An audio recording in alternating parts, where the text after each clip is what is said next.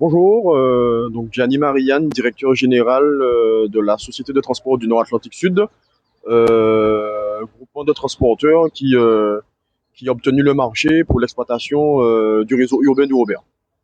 Voilà. Alors, ce matin, c'est le lancement. Alors, 9 nouvelles lignes. Alors, comment ça va s'organiser? Alors pour l'instant, alors en effet, le marché stipule bien qu'il y a 9 lignes qui vont desservir les différents quartiers de la commune du Robert. Cependant, pour l'instant, uniquement 7 lignes seront desservies. 7 lignes seront desservies. Donc la ligne 6 et la ligne 8 ne seront pas desservies.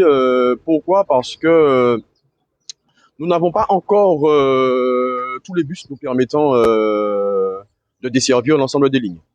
Pour que vos abonnés puissent comprendre, des bus doivent être mis à disposition par l'entreprise qui a obtenu le marché. C'est chose faite.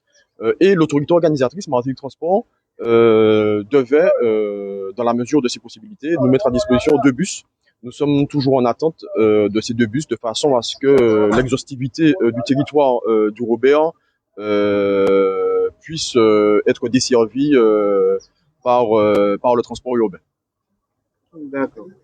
Et quels sont, en fait, à votre avis, alors, ça a été long en quelque part. Aujourd'hui, la population est quand même satisfaite de cette mise en place. Et quel message? Alors, les horaires, c'est-à-dire Alors, qu'il y aura-t-il des horaires déjà de passage dans les tout à quartiers? fait. Et Alors, comment ça va tout à s'organiser? fait. Alors, les horaires existent déjà. Donc, les grilles horaires ont déjà été réalisées. Elles seront bientôt disponibles sur le site internet de Martinique Transport. Donc permettez-moi de dire aux usagers du Robert de se rendre. Alors, je ne sais pas si ça a encore déjà été fait, vu que ce n'est pas de notre responsabilité. Néanmoins, dans les semaines et les jours à venir, normalement, les horaires des différentes lignes sont disponibles sur le site de l'autorité organisatrice qui est Martinique Transport.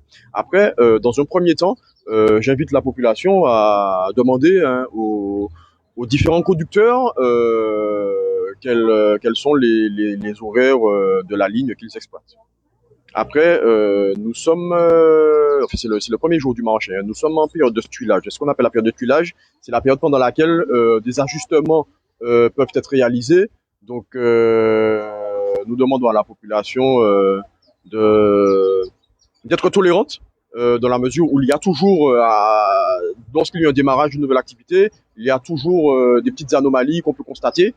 Nous, notre objectif, c'est de monter crescendo et d'arriver à un réseau, on va dire, optimal qui est au service de la population robertine. Merci beaucoup. Merci à vous.